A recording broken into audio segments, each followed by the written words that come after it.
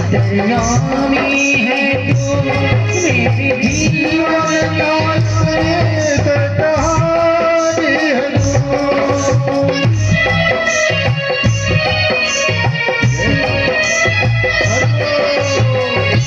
जग का स्वामी है तू, अंतर्यामी है तू मेरे जीवन का सरताज है तू।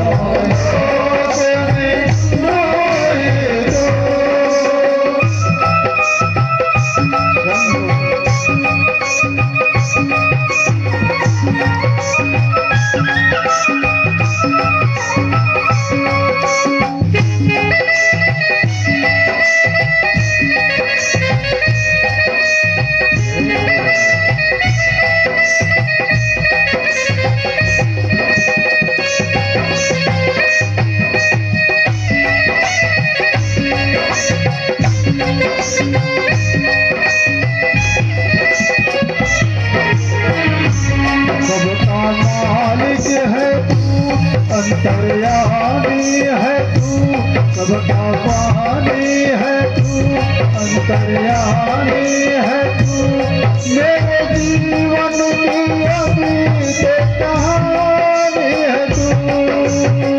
फूल तेरे चरणों के पास जीवन को साकार किया।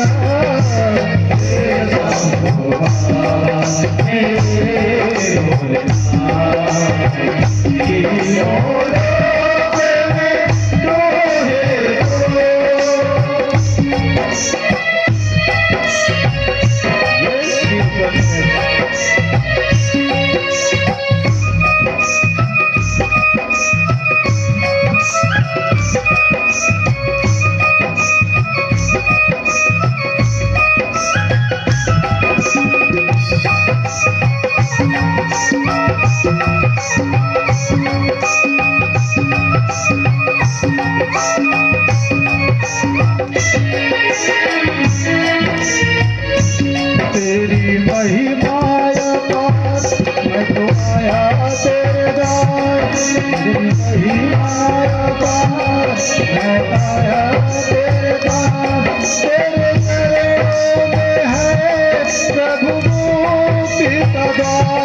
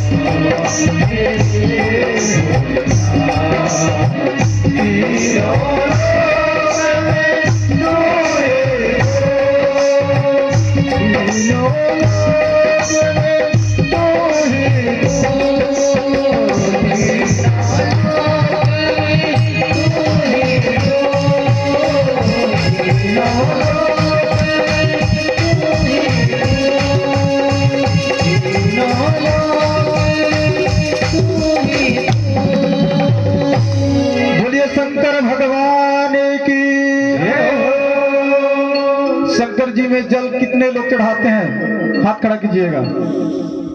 नित्य जल के चढ़ाए ते जमलोक ते उबार लेते हैं, और चंदन के चढ़ाए चक्रवर्ती कर देते हैं। भोलेनाथ में इतना पावर है, जल को चढ़ा देने से जमलोक से उबार लेता है। जो जमलोक में जाने वाले रहते हैं ना, वहां जाने नहीं देते भगवान।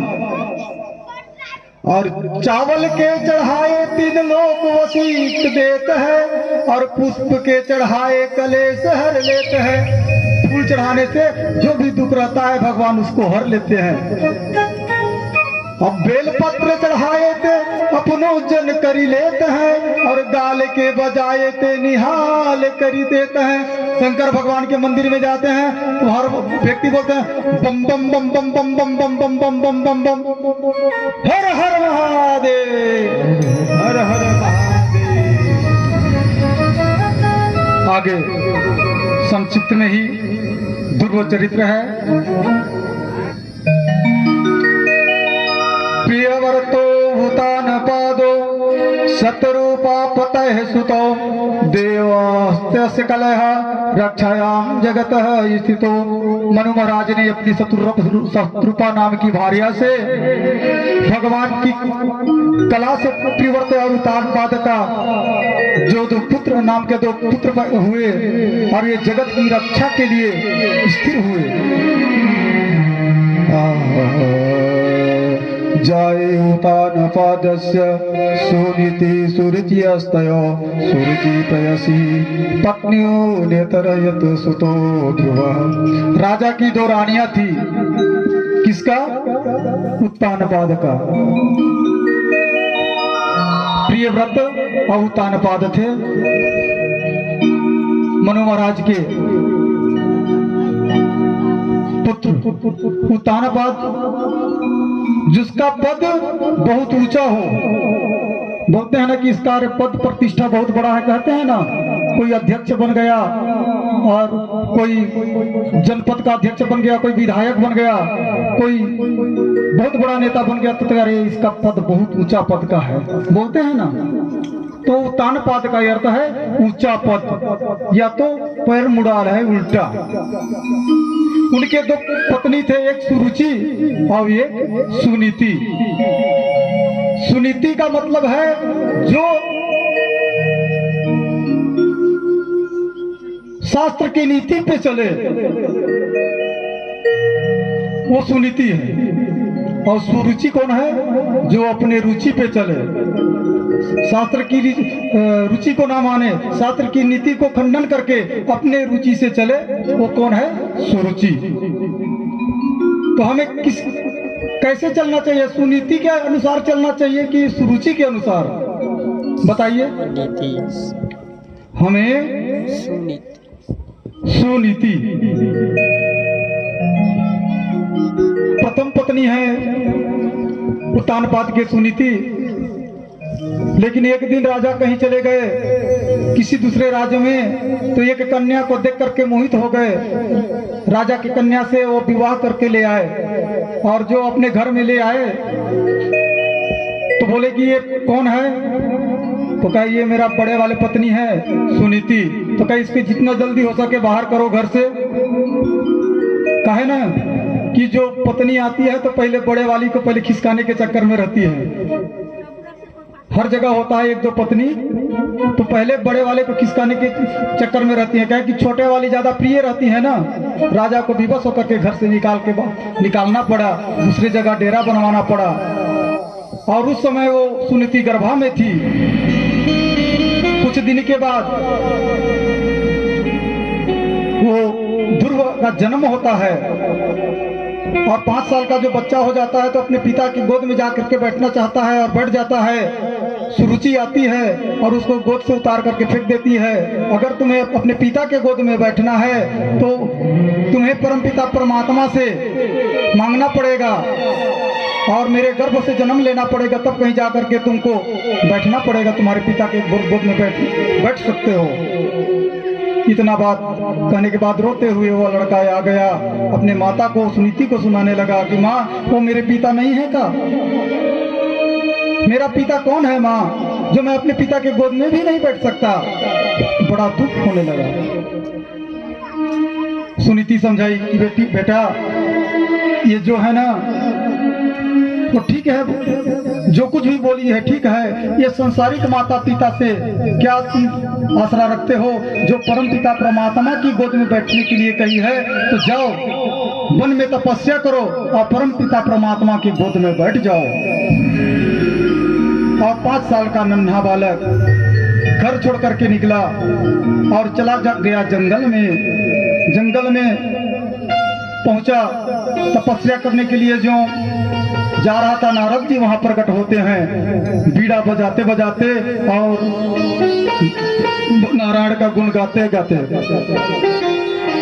श्रीमन नारायण नारायण नारायण, श्रीमन नारायण नारायण नारायण, श्रीमन नारायण नारायण नारायण, श्रीमन नारायण नारायण नारायण, लक्ष्मी नारायण नारायण नारायण, लक्ष्मी नारायण नारायण नारायण, लक्ष्मी नारायण नारायण नारायण, लक्ष्मी नारायण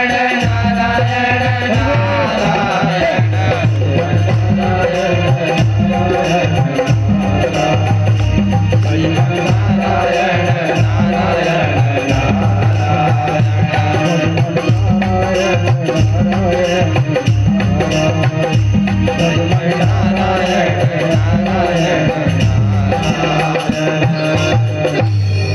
नारायण नारायण करते नारद जी पहुंचे कि ये बच्चे तुम कहाँ जा रहे हो?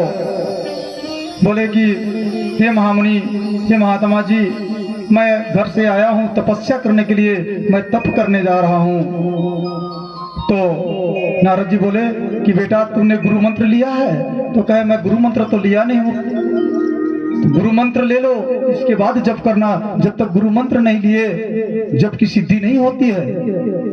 अब उनको गुरु मंत्र दिए, ओम नमो भगवते वासुदेवाय, ओम नमो भगवते वासुदेवाय, ओम नमो भगवते वासुदेवाय, ओम नमो भगवते वासुदेवाय, नमो भगवते वासुदेवाय, ओम नमो भगवते वासुदेवाय, ओम नमो भगवते वासुदेवाय, ओम नमो भगवते वासुदेवाय, ओम नमो भगवते वासुदेवाय, ओम नमो भगवते वासुदेवाय, नमो भगवते वासुदेवाय, ओम नमो भगवते वासुदेवाय, ओम नमो भगवते वासुदेवाय, ओम नमो भगवते वासुदेवाय। और ध्यान पूर्वक ध्रुव जी इस मंत्र को लेकर करके जप में बैठ गए। कुछ दिन तो भूख से प्यास से एक दिन जल नहीं पिए, फिर 3 दिन के बाद पत्ता खा के किए। और इसी तरह से कुछ मात्र 6 महीना में जब अपने मूलाधार चक्र से स्वाधिष्ठान चक्र मेरे खींच करके ब्रह्मांड में जीव को ले गया तो पूरे देवलोक घबरा गए कि कहे कि ये बच्चा क्या कर रहा है। नारायण को विवश होकर करके आना पड़ा। आज भगवान स्वयं भक्त के पास आते हैं। ये होती है भक्ति में शक्ति। 5 साल के बच्चा ध्रुव है लेकिन भगवान को प्रकट कर दिया 6 महीना के तपस्या में केवल। और भगवान आए और उनके ग्रीवा में शंख को लगाते हैं। ध्रुव नेत्र खोलता है, भगवान को प्रणाम किए और कहे कि मांगो, क्या मांगना चाहते हो। ध्रुव बोले कि प्रभु आपका दर्शन हो गया और दर्शन से ही मैं कृतार्थ हो गया, मेरे को कुछ नहीं चाहिए। कहे कि जाओ तुम्हारे पिता के बाद तुम अपना राज्य करना और इतना साल तक तुम राज्य करना, तत्पश्चात तुम ध्रुवलोक में चले जाओगे। कुछ दिन के बाद वो राज्य करने लगा। उसका भाई को राक्षसों द्वारा मार दिया गया था। उनका बदला लेने के लिए चल गए। फिर आकाशवाणी हुआ कि तुम भगवान का दर्शन करने के बाद पाप करने जा रहे हो, अन्यथा पाप ना करो। और फिर युद्ध भूमि से वो वापस आ गए। कुछ दिन के बाद मृत्यु देवी आई और बोली कि मैं मृत्यु देवी हूँ, मैं तुमको लेने के लिए आया हूँ। ध्रुव बोले ठीक है, लेने के लिए आए हो तो मैं तुम्हारे सिर में चढ़ करके जाऊंगा। उसके सिर में पैर रख करके ध्रुव लोक में चला गया। बोलिए ध्रुव जी महाराज की।